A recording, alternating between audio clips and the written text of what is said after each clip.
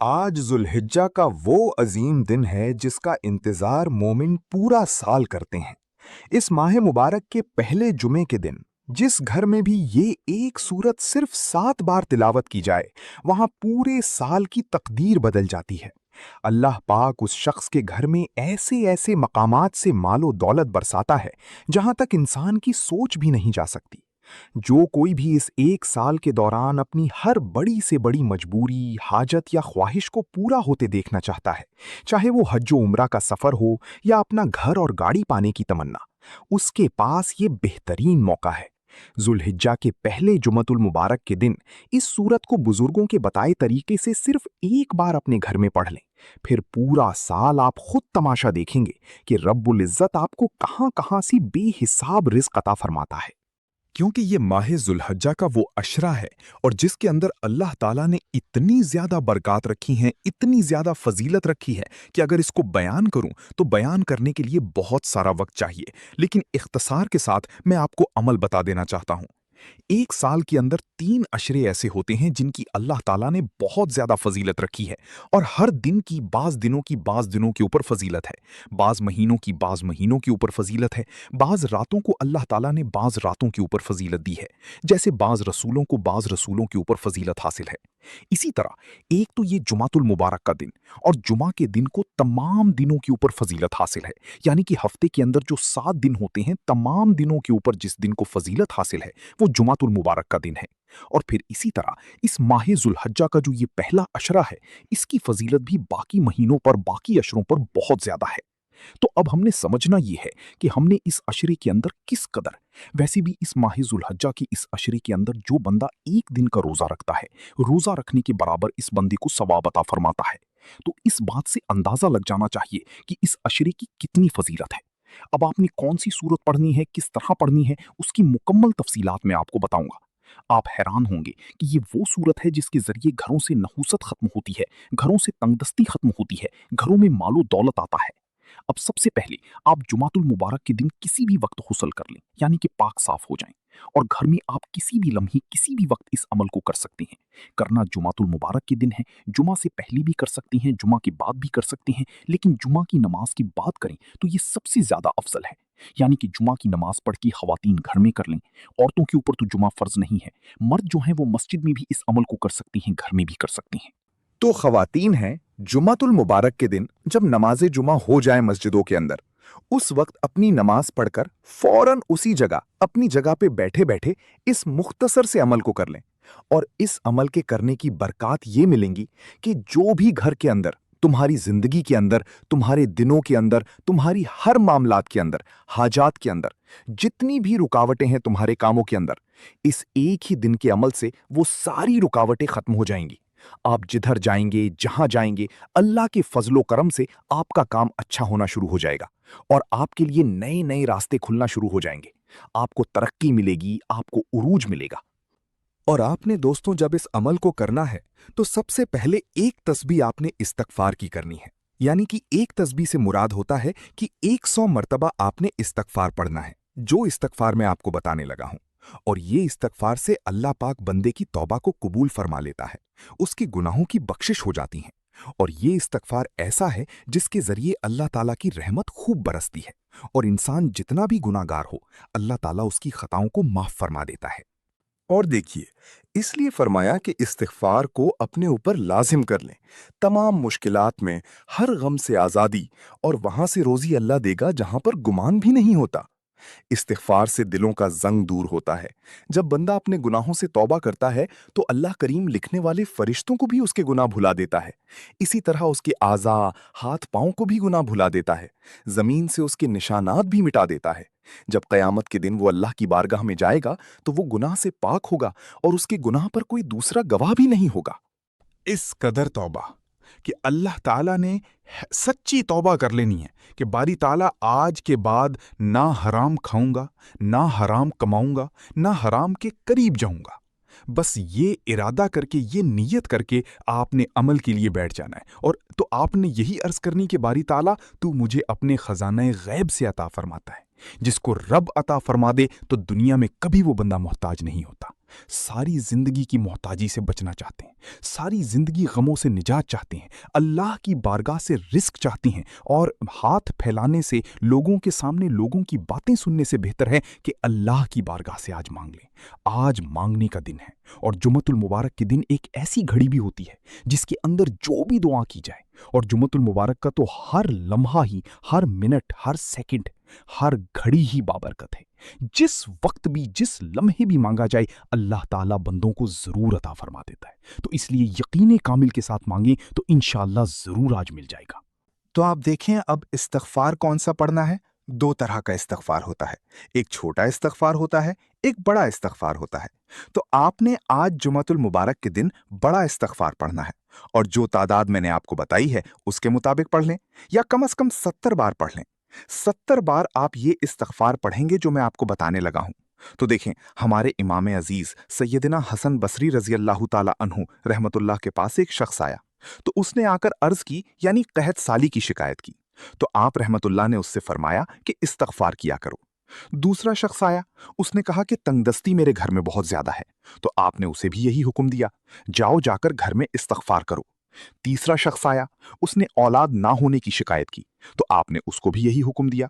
چوتھا شخص آیا، اس نے کہا میری زمین پیداوار کم کرتی ہے، اس نے زمین کی پیداوار کم کرنے کی شکایت کی، تو آپ نے اسے بھی کہا کہ آپ گھر جاؤ اور جا کر یہ استغفار کرو۔ حضرت ربی رضی اللہ تعالی عنہ موجود تھے۔ انہوں نے عرض کی کہ آپ کے پاس چند لوگ آئے، انہوں نے مختلف حاجتیں پیش کی، اور آپ نے سب کو ایک ہی جواب دیا کہ یہ استغفار کرو۔ آپ نے ان کے سامنے یہ آیات بینات پڑھی جس میں یہ ارشاد ہے کہ استغفار بارش کو، مال کو، اولاد کو اور باغات کو عطا ہونے کا سبب فرمایا گیا ہے۔ اللہ تعالیٰ خود فرماتا ہے کہ جب تم استغفار کرتے ہو تو میں بارش برساتا ہوں، جب تم استغفار کرتے ہو تو تمہارے مال میں اضافہ کر دیتا ہوں، جب تم استغفار کرتے ہو تو تمہاری اولاد میں برکت پیدا کر دیتا ہوں، جب تم استغفار کرتے ہو تو تمہارے باغات میں برکت پیدا فرما دیتا ہوں۔ اس لیے جو بندہ استغفار کرتا ہے وہ اللہ کا مقرب بن جاتا ہے۔ اس لیے دوستو، آپ سچی توبہ کر لیں، اس کے بعد 70 مرتبہ یا ایک تسبیح استغفار کریں، اور وہ استغفار یہ ہے: استغفر اللہ ربی من کلی ذنب و اتوب الیہ۔ یہ استغفار اپنے اوپر لازم کر لینا ہے، لیکن اس کے بعد آپ نے جب یہ عمل مکمل کر لینا ہے تو اس عمل کی پورا سال تاثیر اور برکت کو حاصل کرنے کے لیے، اسی لیے میں نے کہا کہ پورا سال آپ پھر بے فکر ہو جائیں اور یہ تصور اور گمان ختم کر دیں کہ کہاں سے رزق آئے گا۔ پھر جہاں بھی جائیں گے، جدھر بھی جائیں گے، کامیابیاں آپ کے پیچھے پیچھے ہوں گی۔ اب آپ کو کامیابیوں کے پیچھے بھاگنے کی ضرورت نہیں ہے، کامیابیاں آپ کا مقدر بن جائیں گی۔ آپ دنیا کے جس کونے میں بھی رہتے ہیں، جہاں کہیں بھی جائیں گے، انشاءاللہ تعالیٰ آپ دیکھیں گے کہ آپ حیران ہوں گے اس عمل کی تاثیر اور برکت سے۔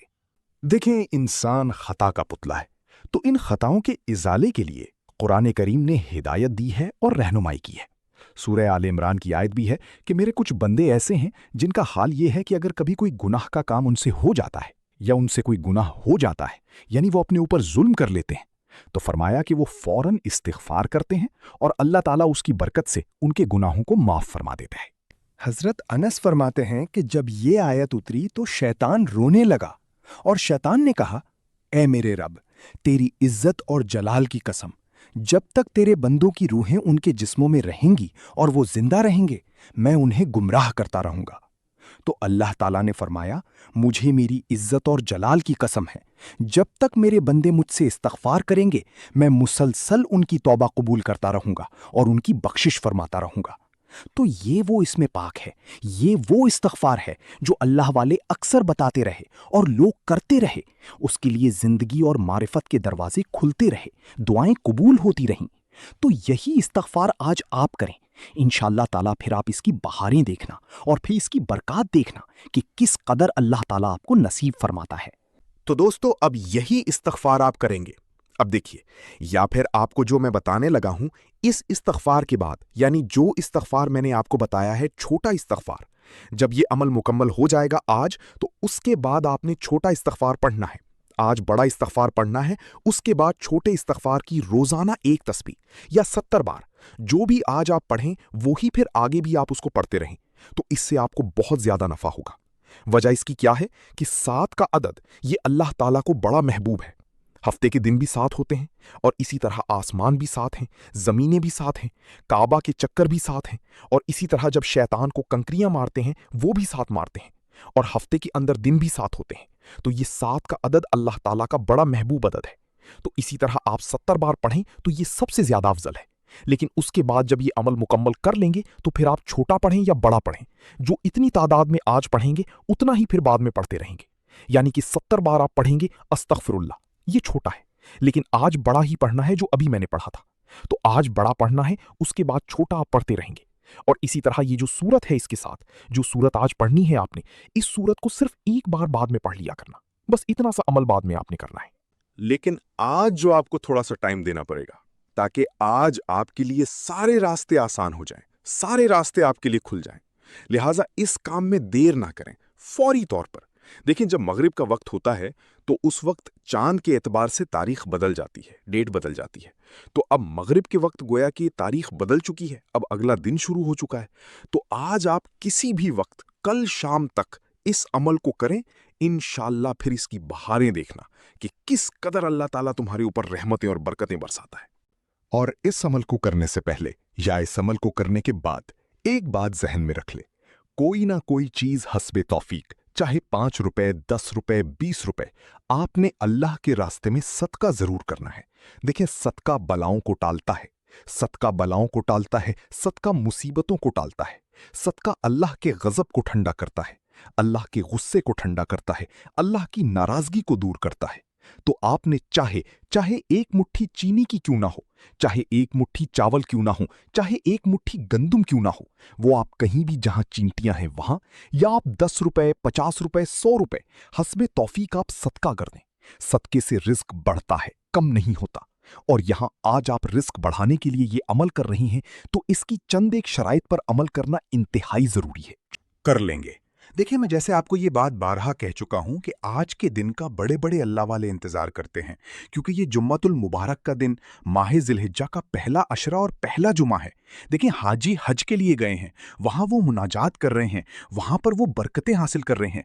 और इसी तरह जब आज के दिन आप ये अमल करेंगे तो इंशाअल्लाह इसकी बरकत आपको फौरी तौर पर मिलना शुरू हो जाएंगी, सारे रास्ते आपके लिए खुल जाएंगी, सारी रुकावटें खत्म होने वाली हैं। अब आपने जब ये इस्तगफार पढ़ लिया, उसके बाद दुरूद पाक पढ़ना है। दुरूद पाक आपने कौन सा पढ़ना है? जो हम नमाज के अंदर दुरूद पाक पढ़ते हैं। अल्लाहुम्मा सल्ली अला मुहम्मदिन व अला आले मुहम्मदिन कमा सल्लैता अला इब्राहीम व अला आले इब्राहीम इन्नका हमीदुम मजीद। अल्लाहुम्मा बारिक अला मुहम्मदिन व अला आले मुहम्मदिन कमा बारकता अला इब्राहीम व अला आले इब्राहीम इन्नका हमीदुम मजीद। तो ये दरूद पाक आप पढ़ेंगे इस अमल के अव्वल भी, इस सूरत जो मैं बताने लगा हूं कि शुरू में भी और आखिर में भी। अब ये 3 चीजें हैं, एक तो इस्तगफार, दूसरा आपने दरूद पाक, और तीसरे नंबर पर आपने ये सूरत पढ़नी है। अब इसे देखें, इस माह ज़ुल्हिज्जा के अंदर उम्र में बरकत, उम्र में इजाफा, अहलो अयाल की हिफाजत, गुनाहों का मिटना, नेकियों का दुगना होना, कब्र की तारीकी से बचना, मीज़ान का भारी होना, बहुत सारी चीजें इस अशरे के साथ मुंसलिक हैं। तो दोस्तों, जब माह ज़ुल्हिज्जा की 7 तारीख आती है ना, तो अल्लाह ताला दोज़ख के 7 दरवाजे बंद फरमा देता है और जन्नत के, रहमत के, बरकतों के दरवाजे खोल देता है। गोया आज रहमतों और बरकतों के दरवाजे खुले हुए हैं। तो आज भी अगर कोई शख्स महरूम रह जाए तो उसकी बदनसीबी है। मैं तो यही समझता हूं कि आज रब को राजी करें। आज दरूद पाक आपने पढ़ना है 7 मरतबा। और देखें, जुम्मतुल मुबारक के दिन हमारी एक खुसूसी दुआ भी होती है।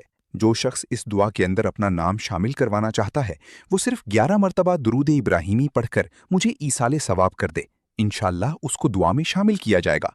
दुआओं के जरिए अल्लाह नसीब खोल देता है। दुआओं के जरिए अल्लाह तबारक व तआला मुकद्दर संवार देता है। अब इस अमल से आपको फायदा क्या होगा? सबसे पहला फायदा यह है कि आपके रिज्क में बेतहाशा बरकत आ जाएगी, जिसको हम कहते हैं बरकत भी और कसरत भी। यानी एक होता है रिज्क में सिर्फ कसरत होना, कसरत नहीं, इसमें बरकत भी होगी और कसरत भी होगी, रिस्क ज्यादा भी होगा। जो लोग ये कहते हैं कि हम काम करते करते हमारे काम रुक जाते हैं, हमें पता नहीं चलता, हम कोई भी काम शुरू करते हैं, 2 दिन वो ठीक चलता है, तीसरे दिन नीचे नीचे चला जा रहा होता है, या हम इतना पढ़े लिखे हैं, हमारे ये मामलात हैं, हमारी मर्जी के मुताबिक, हमारे ख़ानदानी एतबार से, हमारी काबिलियत के एतबार से हमें कोई जॉब या काम नहीं मिलता, تو उन लोगों से मेरी गुजारिश है कि इस अमल को एक मर्तबा करके देखें। क्योंकि देखें, माह ज़ुल्हिज्जा की हर तारीख जो पहला अशरा है, उसकी हर तारीख में कोई ना कोई हिकमत मौजूद है। अब पहले मैं पहली वीडियो में बता चुका हूँ, आज मैं 7वें दिन की बात कर रहा हूँ कि 7वीं तारीख को दोज़ख के दरवाजे बंद कर दिए जाते हैं और उसके बाद फिर ये 10 तारीख के बाद ही खोले जाते हैं, उससे पहले ये बंद ही रहते हैं। और 8वीं तारीख को आपको पता है योम तरविया कहते हैं, और इसी तरह इसकी 9वीं तारीख को योम अरफा कहते हैं, और इसी तरह 10वीं तारीख को आपको पता है फिर कुर्बानी है। तो इसी तरतीब के मुताबिक ये वो अय्याम हैं जिनमें बरकतें ही बरकतें, रहमतें ही रहमतें, सब कुछ है।